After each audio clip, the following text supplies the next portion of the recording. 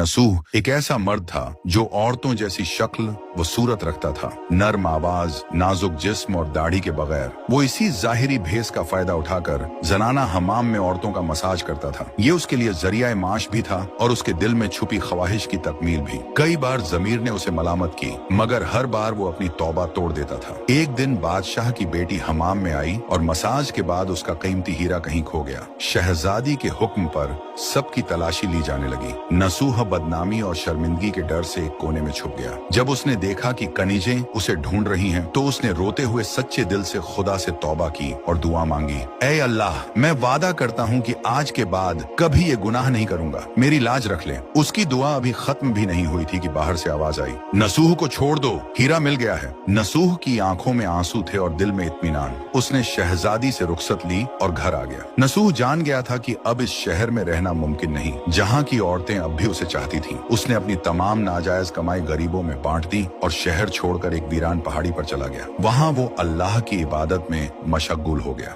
एक दिन उसे एक भैंस नजर आई जो घास चर रही थी। उसने सोचा कि ये किसी चरवाहे की होगी और जब तक उसका मालिक न आए वो इसकी देखभाल करेगा। कुछ दिन बाद एक तिजारती काफिला रास्ता भूलकर वहाँ पहुंचा। प्यास की शिद्दत से निढाल ताजिरों को नसूह ने अपनी भैंस का दूध पिलाया और सबको सैराब कर दिया। नसूह के अच्छे अखलाकन से मुतासिर होकर ताजिरों ने जाते हुए उसे बहुत सारा माल बतौर तोहफा दिया। नसूह ने इन पैसों से वहाँ एक कुआं खुदवा दिया। आहिस्ता आहिस्ता उस कुएं के इर्द गिर्द लोग बसने लगे और इमारतें बनने लगी।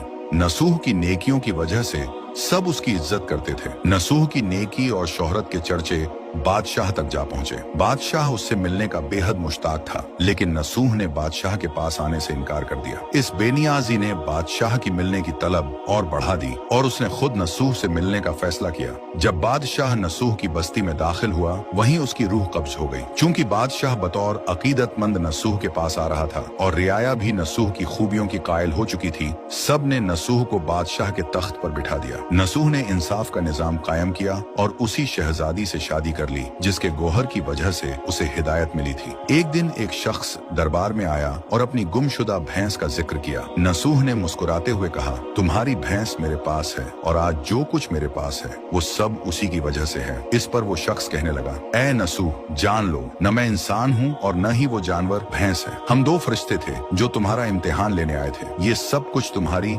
सच्ची तौबा का नतीजा है। ये कहकर वो दोनों फरिश्ते नजरों से गायब हो गए। इसी वजह से सच्चे दिल से की गई तौबा को तौबा नसूह कहते हैं।